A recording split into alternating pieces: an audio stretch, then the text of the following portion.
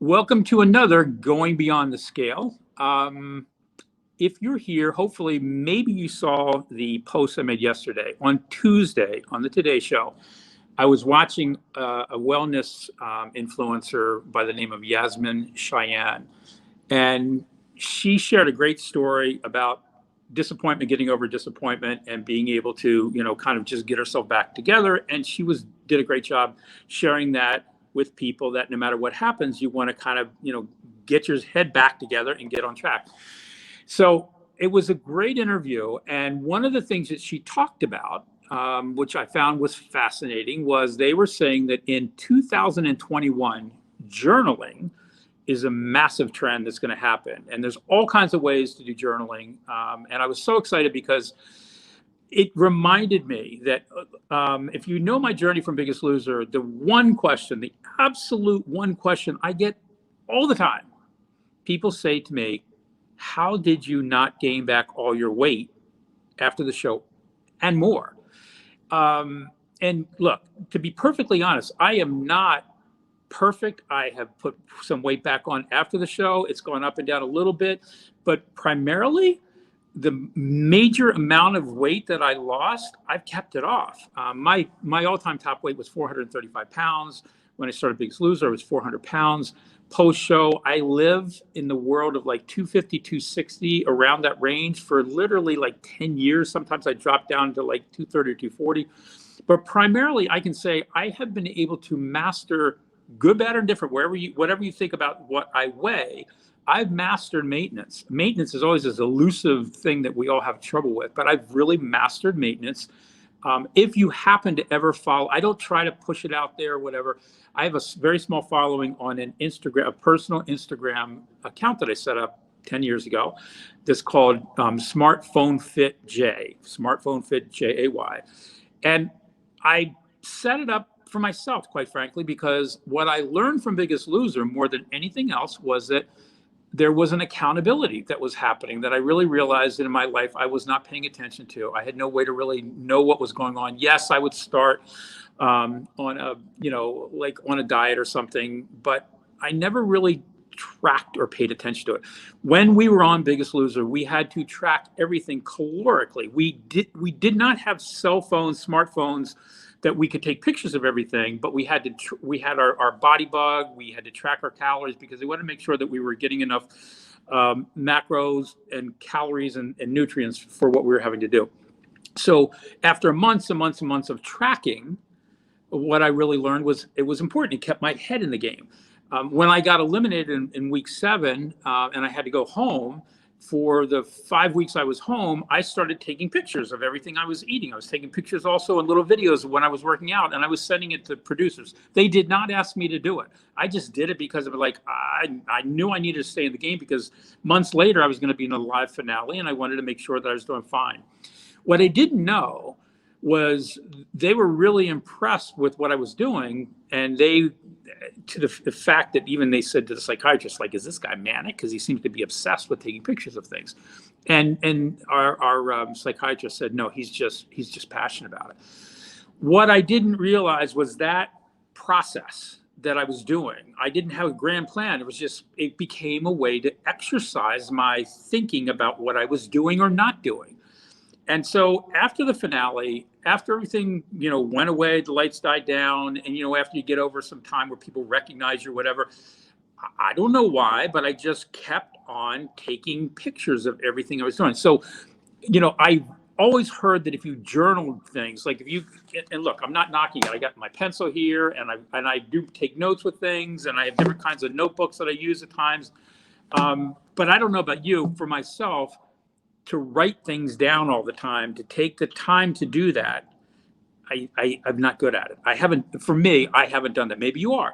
Studies have shown that when people keep track of everything they're doing and they're eating, they are more likely to be successful because mentally they're in the game. They're paying attention to it. For me, having a smartphone, taking pictures of everything that I was eating, not 100%, but for the most part, almost all the time, taking pictures of me working out, sometimes taking like pictures of food in a different way, like all different kinds of things. For me, I knew that if I started taking pictures, I would start to remember stuff. Now, here's what's cool about it. I post things on my Smartphone Fit J Instagram account, and if you look at it, I mean, I forget. I think I'm almost up to like 13,000 posts. Over time, I get a sense of what I'm doing or not doing. I also get to see how much am I eating a particular kind of food, or what kind of exercise am I doing, whatever. I will say it's gotten to be like an obsession, and it's a good obsession because I don't really stop it. I can have periods of time where I'm just like, you know what? I'm not going to do anything right now, but I still take the pictures. I mean, when I look at how many pictures I have on my computer, I have a ton of pictures. I post almost everything. I post the good, the bad, the ugly. I post feelings, thoughts, ideas, videos, things that inspire me, quotes from other people. It's this way for me to journal. So when Yasmine was talking about it being a trend in 2021, I've been on this trend for 10 years, and it is without a doubt the very one thing that has helped me not gain on my way back and more. So the other thing I'll do is I'll share right after Biggest Loser, not too long after that, I was invited to audition for a TEDx talk. And if you know TEDx, it's really cool. It's very neat. And it's not easy to get to be a TEDx speaker. So I was like, oh, what am I going to do? What am I going to do? And so at that time, I kind of knew like this idea of taking pictures, journaling or whatever, it was a game changer for myself.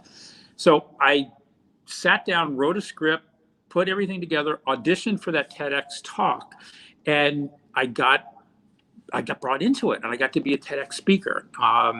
It was great. It was very interesting. The funny part was I did well with it. A lot of people reacted well with it. If you get a chance to watch the TEDx talk, it's not that long. It's 9 minutes. I'm very proud of, there's a surprise. You got to wait till the end. There's a surprise that I reveal at the very end that I was very excited about. And it was also a game changer once again. So if you watch the TEDx talk, you'll see that at the very end. But anyway, I did it.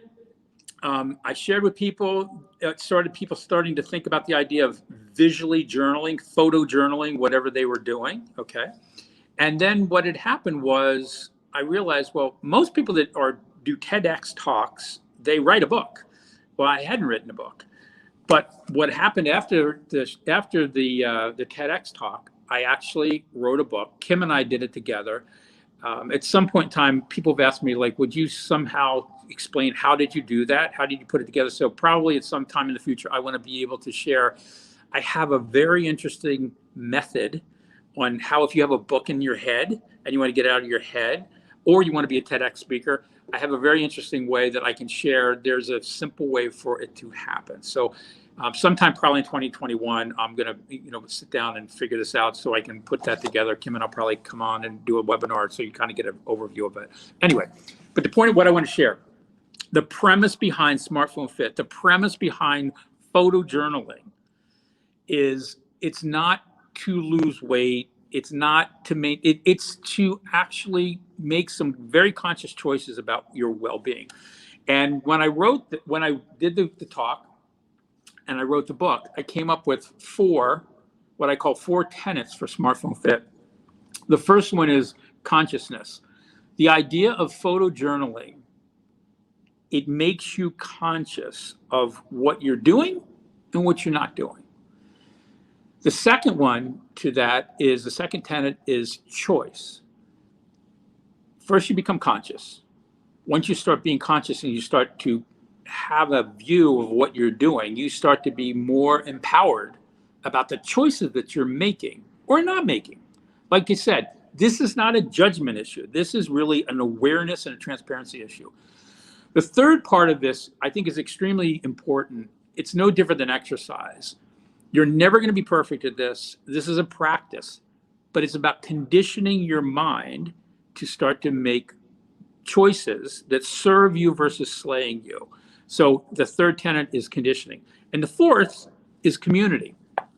Community is enormous. That's why I am inviting more and more people to come into going beyond the scale. Because if there's one thing I learned for myself, of all the things, consciousness, choice, conditioning is very important. But community, where you're out there and you're sharing what's going to work for you or what's not working, where you're having a struggle, whether it's mental, physical, you've had an injury, it doesn't matter. If you have a challenge in your relationship, your kids are driving you crazy, what's happening with this COVID right now. We all need a community of people that we can trust, that we can literally share whatever is troubling us.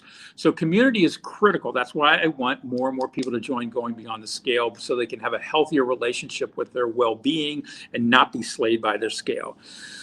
So journaling, apparently, I guess we're going to hear more about it. It's going to be big in 2021. I've been doing it for a long time, and I can tell you it works, and you don't have to be perfect at it. And if you don't want to write it down, take pictures, take pictures, take pictures, take pictures. If you don't want anybody to see what you're taking, fine. Look at your camera, look at what's going on. You'll get a really powerful view of what's happening in your life. So if you are interested to learn more about this, you don't have to buy anything. If you go to smartphonefit.com, I made it available so that you can take this book that is in print, but you can download the book and have a free copy of it. It's a very easy read. It takes you about 30 minutes to read this. And like anything, it's very simple. It'll tell you how you can start to practice that. And that's one of the things I want people really to do. So go to smartphonefit.com, download it, free copy, read it. Love to hear your thoughts and comments. So I forgot to mention that today is day 11. Yesterday was day 12. What I was sharing with people was January, for most people, is a great month because we're all excited about it. We get in the middle of it and we can't wait for all these things to happen in our life. I, like you probably, I had so many things I wanted to accomplish in January, and I'm accomplishing a lot, but there's a few that I'm like, oh my God, I have not gotten on these, but I will, and I'm going to get to them. But what I wanted people to realize yesterday, 12 days left in the month was yesterday, and we had an opportunity to end this month strong and to set ourselves up powerfully for February. Today is day 11. Today, I don't care where you're at. If you're on track, congratulations. You're in the minority. Most people aren't on track. But we've got 11 days left, and we got to have a great chance to be able to end this month strong in some shape or form, taking some baby steps, moving yourself along. I will be back tomorrow with a thought on day 10, something that you can some food for thought you can look at. My goal over these 12 days is really to give you some piece of something hopefully will click with you. Something will open a lock that maybe you've been stuck on. I don't know if it's going to be what it's going to be. Could be journaling, could be hydration, could be movement, exercise, could be just having better thoughts about yourself. I don't know. We'll explore that together. If there's something in the next 10 days you would like me to highlight, I would love to hear what that is. There's a lot of stuff I can talk about. But if there's something specifically that you really have a question about and you want me to talk about in one of these upcoming 10 days, please put it in the comments and let's see if we can make that happen for you. So as always, thanks for your generosity of being here. I hope this was valuable to you. If it is, please stay in the community, support each other, comment, share, help people out.